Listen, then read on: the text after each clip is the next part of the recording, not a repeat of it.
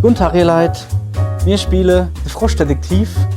Erstes Ding ist jetzt neuerdings mit deutschen Untertitel. Voll geil. Warum spiele mir The Froschdetektiv? Ganz einfach. Eigentlich wollte ich jo The Invincible spielen, habe ich ja gemacht für eine Folge. Eigentlich sogar für 3 Folgen. Allerdings am Ende von der ersten Folge hat es angefangen zu ruckeln wie eine Sau. Und keiner weiß warum. Aber nur in der Aufnahme. Ich spiele selber nicht. Und ja, mein PC ist nicht an seine Grenze gekommen. Es lag einfach irgendwie am Spiel oder was weiß ich was. Und ja, jetzt habe ich halt kein 16:30 Uhr Spiel. Das ist ein bisschen kacke.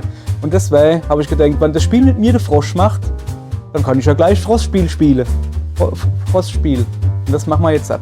So, ist Adventure. Das spiele ich jetzt, da habe ich Bock drauf. So, neues Spiel. Neues Spiel starte. Ajo!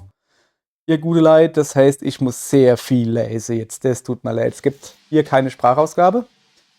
So, wie man hier sieht. Grafik ist astrein. Da ist eine Krabbe. Oh, das Telefon bimmelt. Klingelingeling. Hallo, wer spricht da? Ah, der Manager. Ich bin's, Herr Manager. Hallo, Herr Manager. Hallo, wie geht's denn so? Ja, ganz gut, denke ich. Wie geht es Ihnen? Meine Frau und ich sind gerade aus Indonesien zurück. Ah, Selamat Datang Kembali. Das heißt, willkommen zurück, glaube ich. Danke, danke. Also, worum geht es? Oh ja, stimmt. Ich habe einen Fall für Sie. Cool. Ist aber eine gruselige Angelegenheit, also setzen Sie sich besser. Ja, ich glaube, ich stehe lieber. Vor der Küste liegt die Insel eines kleinen Faultiers. Sein Name ist Martin. Er behauptet, dass er seit 2 Wochen Geister hört. Und jetzt passen Sie auf. Er hat ein Team aus Geisterforschern angeheuert. Was ist denn ein Geisterforscher? Keine Ahnung. Auf jeden Fall hat er ein paar von ihnen angeheuert. Aber die finden einfach nichts. So, die sind schon seit 2 Wochen auf dieser Insel. Wow. Keine Spur von diesem Geist. Deswegen hat mich der Chefwissenschaftler vor Ort, ein Affe, angerufen. Sie brauchen dringend Hilfe und wollen den besten Ermittler, den ich habe. Also habe ich gesagt, klar doch, ich schicke den Besten rüber. Aber Kommissar Hummer hat keine Zeit. Deswegen rufe ich jetzt Sie an, meinen zweitbesten Ermittler. Oh, das kann ich gut verstehen. Ich könnte mich nicht mal entfernt mit Kommissar Hummer messen. Natürlich, aber Sie sind auch ziemlich gut.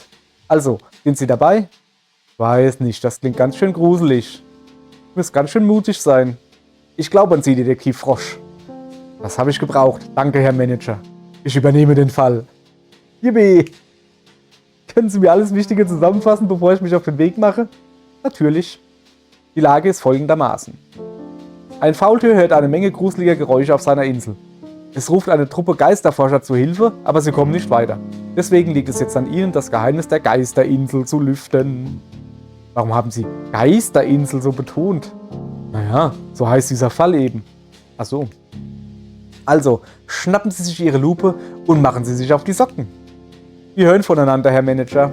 Viel Glück. Danke. So, ihr Leid, ich soll mir meine Lupe schnappen. Was wäre ein Detektiv ohne Lupe? Da. Ah, meine treue Begleiterin, die Lupe. Ohne Lupe bringe ich nirgendwo Licht ins Dunkel. Hurra, deine Lupe. Lupe benutzen mit rechtem Trigger. Ah, Loop, Loop. Ist ja geil.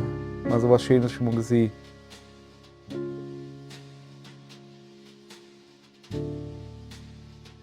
Auf geht's. Ihr Leid, ihr Kinder. Detektiv Frosch sagt, Zeit, den Fall zu lösen. Laden. Grace Bruxner präsentiert. Ein Frosch im Boot. Ein Abenteuer von Detektiv Frosch. Programmierung Thomas Boker, Musik Dan Golding. Der Frosch hat eine Lupe in der Hand. Oder an der Hand eigentlich eher. Ah, Gruselinsel, ich sehe es jetzt schon. Oh, schaurig, schaurig. So, sind wir bald da mit Detektiv Frosch. Martin, Larry,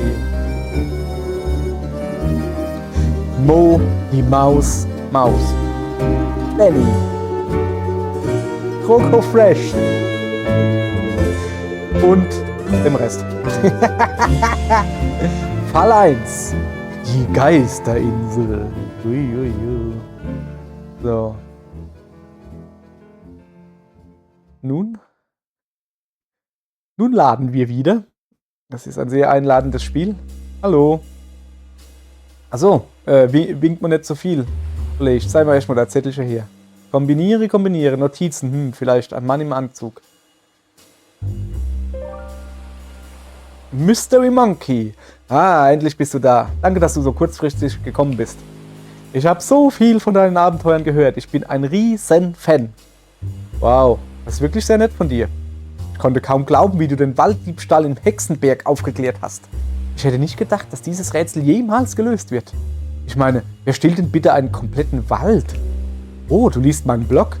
Ja, ich bin Mystery Monkey 49. Ich kommentiere ständig.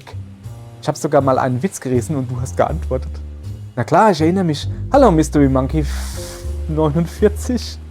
Oh, Mystery Monkey 49 ist nur mein Benutzername im Internet. Du kannst mich einfach Mystery Monkey nennen. In Ordnung. Darf ich ein paar Fragen zum Fall stellen? Fragen? Ja. Was würdest du gerne wissen? So, da müssen wir natürlich jetzt mal... Also, wo soll ich denn anfangen? Mit wem soll ich zuerst sprechen? Ah, du sprichst doch schon mit mir. Badumtis. Okay, aber mit wem sollte ich als zweites sprechen? Mit Larry, dem großen Hummer. Er will immer neue Leute kennenlernen. Obwohl, eigentlich will er, dass die neuen Leute ihn kennenlernen. Nicht unbedingt andersrum. Ich spreche mit ihm. Danke. Was würdest du gerne wissen? Ah ja. Also der Inselbewohner, ne? So, darf ich fragen, wer der eigentliche Bewohner dieser Insel ist? Natürlich, das ist Martin. Er versteckt sich dort hinten im Wald, weil er denkt, dass der Geist ihn dort nicht erwischen kann. Sehr interessant. Ich gehe der Sache nach. Also, hast du noch irgendwelche Fragen? Naja, das war erstmal alles so. Dankeschön. Ich glaube, ich muss mich erstmal etwas umsehen und komme dann wieder. Wir sehen uns. Alles klar. Aha. Aha. Ein Seestern. Ich sehe einen Seestern. Guck mal, der tanzt. So. Wohin ist der Hummer? Ich guck mal erstmal die Leute an. Okay, da ist ein Hummer. Da ist ein Teller Nudeln. Und ein Tausendfüßler mit 8 Beinen. Eine Blume. Ein Teller Nudeln. Noch ein Panda-Bär. Der ist verdächtig.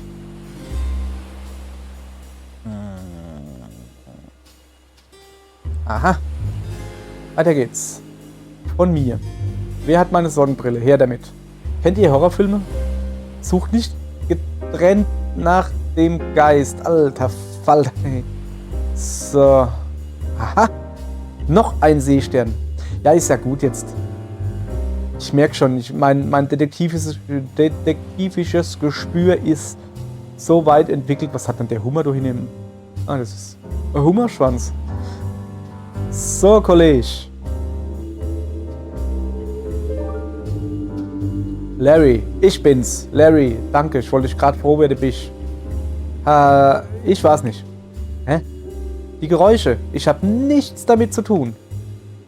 Ich wollte doch gar nicht. Ich, Larry, habe keine gruseligen Geräusche gemacht.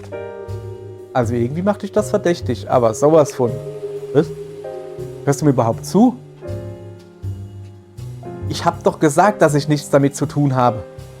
Das habe ich gehört. Ich meine nur, lass mich hier doch nicht einfach so beschuldigen von dir. Ich beschuldige dich nicht. Ach, nein, tust nicht. Was für eine Erleichterung. Darf ich... Willst du mir ein paar Fragen stellen? Ja, schieß los. Stell deine Fragen. Also die Geräusche. Was kannst du mir über die Geräusche... Erstens, ich habe nichts damit zu tun. Ist notiert. Aber ich weiß, wo sie herkommen. Hä? Was? Sie kommen aus der Höhle im Wald. Warum hast du das niemandem gesagt? Mir hört sowieso niemand zu.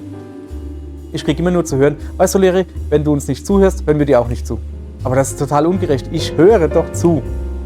Vielleicht Aber aktiv zuhören ist nur eins meiner vielen Talente. Okay, wir kommen hier in die Höhle. Also dafür brauche ich ein paar Sachen. Wir müssen eine Art Sprengstoff zusammenmischen. Ist das nicht gefährlich? Wir haben es hier mit Geistern zu tun. Natürlich ist das gefährlich. Wie gesagt, ich brauche ein paar Sachen. Ich habe in einem alten Chemie-Buch in einem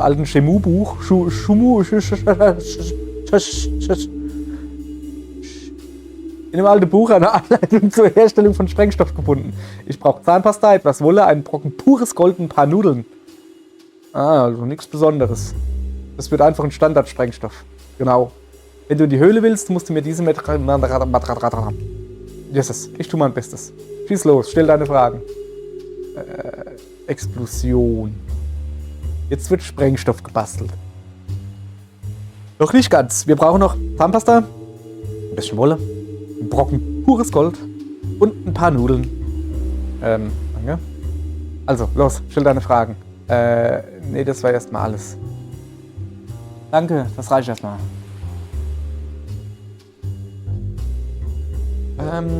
Gar nicht verdächtig. Hier sind Nudeln. Lecker. Aber nicht meins. Stimmt, du kannst schon nicht einfach irgendeine Nudel klauen. Sind das deine Nudel, du? Mr. Panda-Bär? Nee, wie heißt das Ding? Benny. Hey, du bist doch dieser Detektiv, oder? Der Affe quatscht den ganzen Tag von dir. Ja, das bin ich. Ich bin so erleichtert, dass endlich ein Profi hier ist. Ich habe nämlich keine Ahnung und hätte diesen Auftrag nie annehmen sollen. Warum hast du ihn denn angenommen? Ganz ehrlich, ich dachte, es ging nur um Geheimagenten. Wie bist du denn auf diese Idee gekommen? Die Stelle war als Geisterforscher ausgeschrieben. Das klang viel zu weit hergeholt. Aha. Ich dachte, das wäre so eine Art Cover. Ein Codewort, das nur kluge Leute verstehen. Kluge Leute wie ich. Naja, vielleicht hast du ja recht. Es könnte alles nur ein Test sein.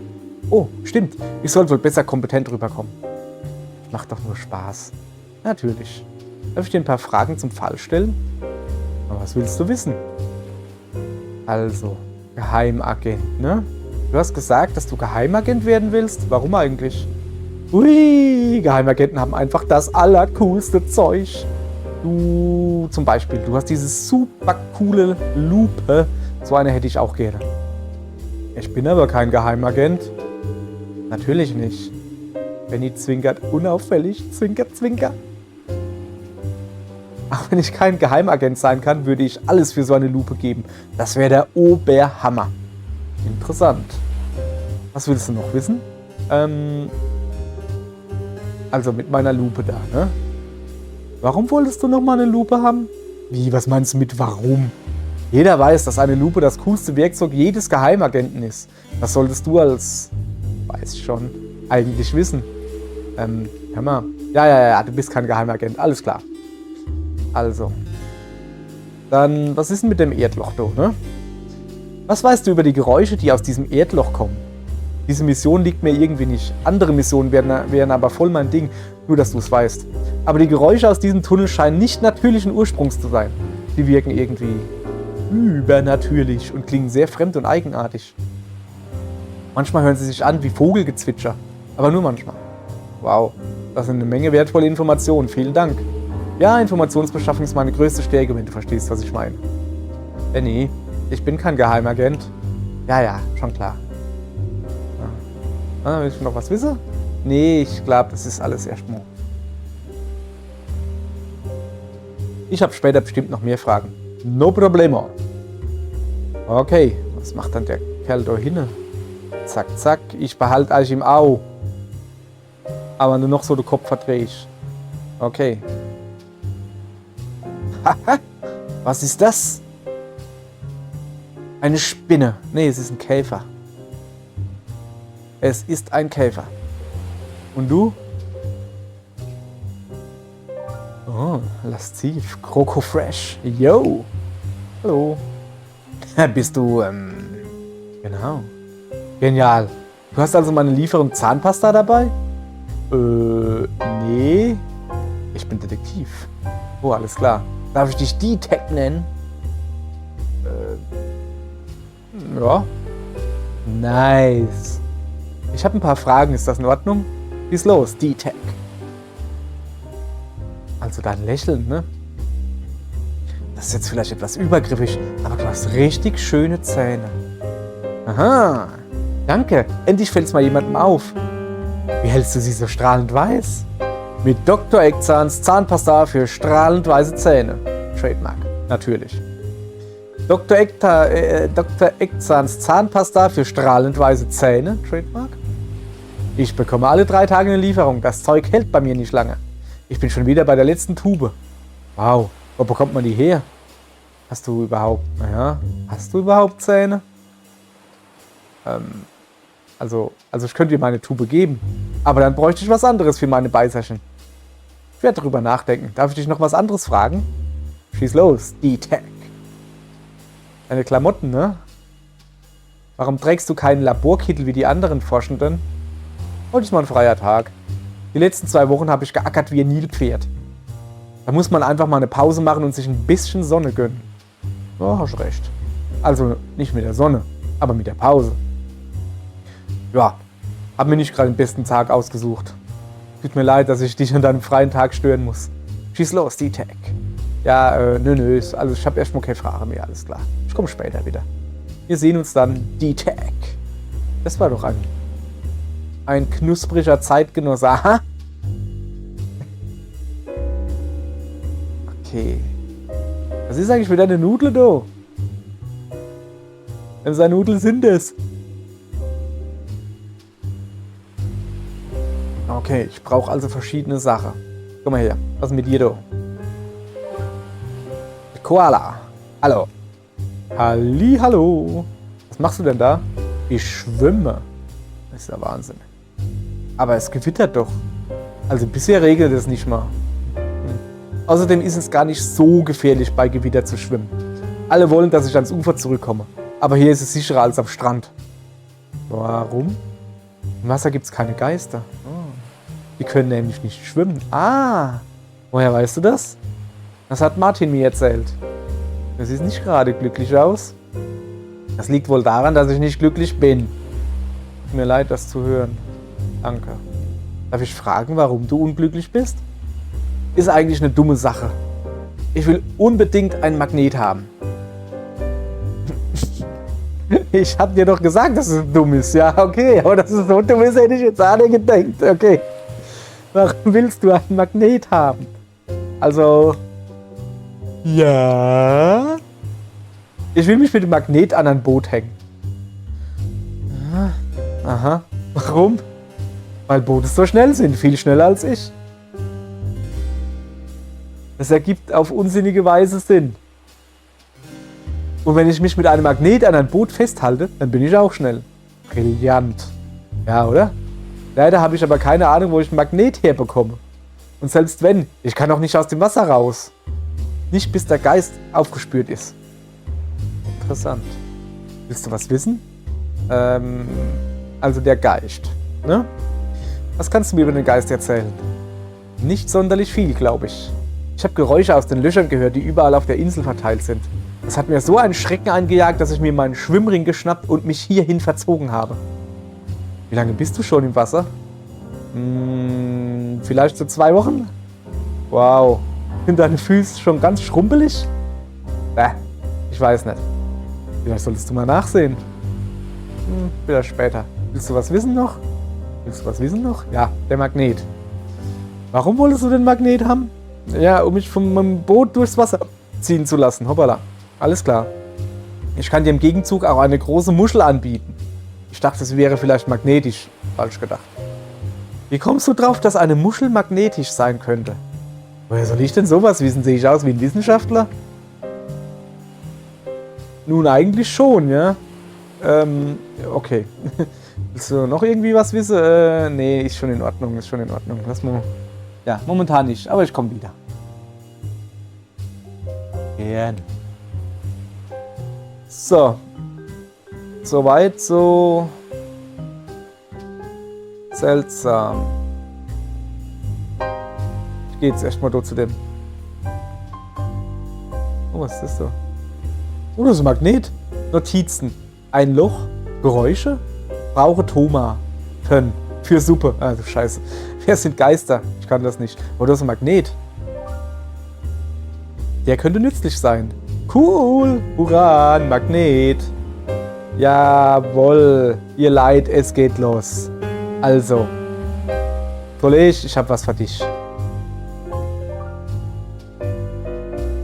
Über diese Fragerei. Willst du was wissen? Also der Magnet, ne? Ich hab dir einen Magnet mitgebracht. Was? Einen echten Magnet? Ist das dein Ernst? Jo. Das ist ja fast so schön, wahr zu sein. Guck mal, du lächelt da. 1000 Dank. Kein Problem. Als Dankeschön gebe ich dir diese große Muschel. Brauche ich sowieso nicht. Toll, danke. Wow, ein echter Magnet. Yeah, hurra, ich habe eine Muschel. Da lacht er immer noch hier, ja. Aber lass mich doch noch ein bisschen was froh hier. Nö, dann nicht.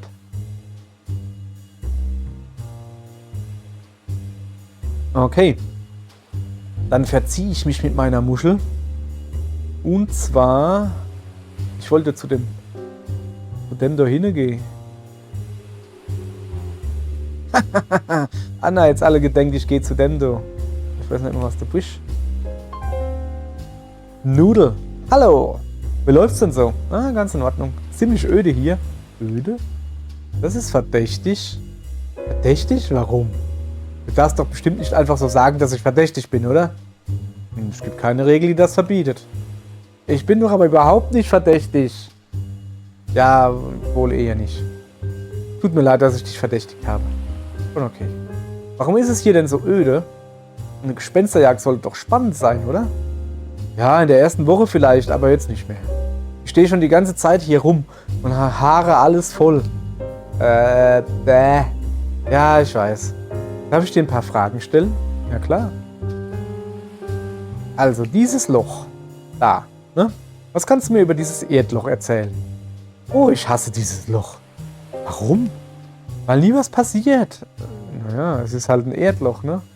Ja, aber ich bin ein Geisterforscher. Ich will Geister sehen. Keine Löcher im Boden. Vielleicht ist der Geist ja ein Loch. Hast du mal nachgesehen? Ja, hab ich. Keine Geister weit und breit. Ist ein ziemlich tiefer Tunnel, der immer enger wird. Kann natürlich sein, dass weiter unten ein Geist ist. Hast du denn irgendwelche geistermäßigen Geräusche aus diesem Loch gehört? Ab und zu. Aber nicht so viel wie bei Benny und Larrys Loch. Das ist mal ein lautes Erdloch. Ich wünschte, ich dürfte dort rumstehen. Was hält ich denn davon ab? Hat der Chef? Interessant. Wer ist hier eigentlich der Chef?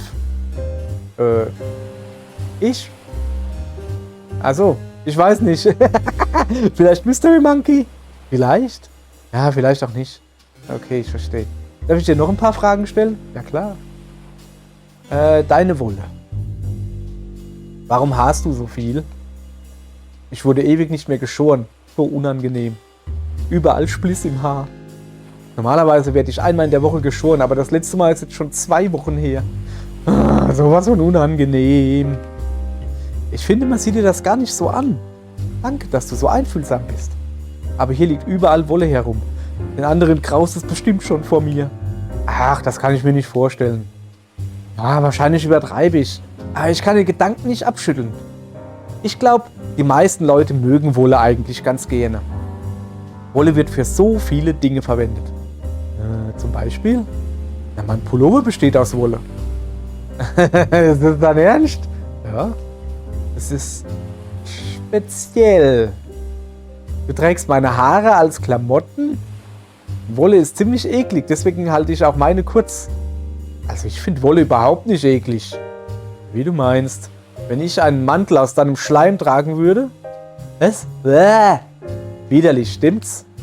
Ja, schon, aber Schleim ist an und für sich schon ziemlich widerlich. Ich bin selbst sehr schleimig, ich darf das sagen. Wolle dagegen wird von den meisten Leuten getragen. Ich höre zum ersten Mal, dass jemand Wolle anhat. Dann bist du wohl eher speziell. Außerdem bin ich mir ziemlich sicher, dass dein Hemd auch aus Wolle ist. Hä? Ich trage die Haare von einem anderen Schaf? Ich denke schon, ja. Bäh. Ich kann dir deine Wolle gerne abnehmen, wenn du sie loswerden willst. Also, deine eigene Wolle, nicht dein Hemd. Oh ja, bitte. Aber du musst was zum Saubermachen besorgen. Zum Beispiel einen Besen oder Feuer. Gut, alles klar. Feuer wäre allerdings etwas extrem. Morgen, meinst du? Kann ich glauben, dass mein Hemd aus Wolle ist. Die ist doch nicht etwa von Bernhard. Darf ich dir noch ein paar Fragen stellen? Aber klar doch. Okay, meine nächste Frage wäre, ist es schlimm, dass ich keine Frage mehr habe? Gerade habe ich keine Fragen mehr, danke. So. Wir brauchen also einen... Tada. Ja. Ein Krustentier, hallo. Der will mich küssen. Wir brauchen einen Besen. Besen. Wo kriege ich denn einen Besen her? Da drin war ich übrigens überhaupt noch nicht. Ich glaube, ich sollte mal hier den Martin... Wo ist der Besen? Ich denke nicht, ne? Ein Besen. Hurra, ein Besen. Schön. Aha. Ja, Martin, komm, ich will nicht unhöflich sein. Ja, komm, jetzt hat er sich gerade so schön hingehuckt. Aha. Jetzt hat er sich gerade so schön hingehuckt, jetzt können wir den hier nicht stören. Jetzt gibt man dem erstmal die Bäse, ne? Kratze unser Bart. Wahrscheinlich habe ich nicht alles auf eine... wahrscheinlich habe ich nicht auf alles eine Antwort, aber nur zu. Aber klar doch. Also, Besen. Ey, guck mal, ich habe einen Besen. Bereit zum Fegen? Ja, super. Danke, Detektiv Frosch. Darf ich den Besen behalten? Klar. Darf ich deine Wolle behalten? Ist zwar immer noch ziemlich seltsam, aber bitte, tu dir keinen Zwang an. Hä? Wie bitte? Ja, ich meine, also nimm so viel Wolle, wie du willst. Musst dich ja nicht dazu zwingen. Wie gesagt, für mich ist das alles ganz natürlich. Hurra! Ein Wollknäuel!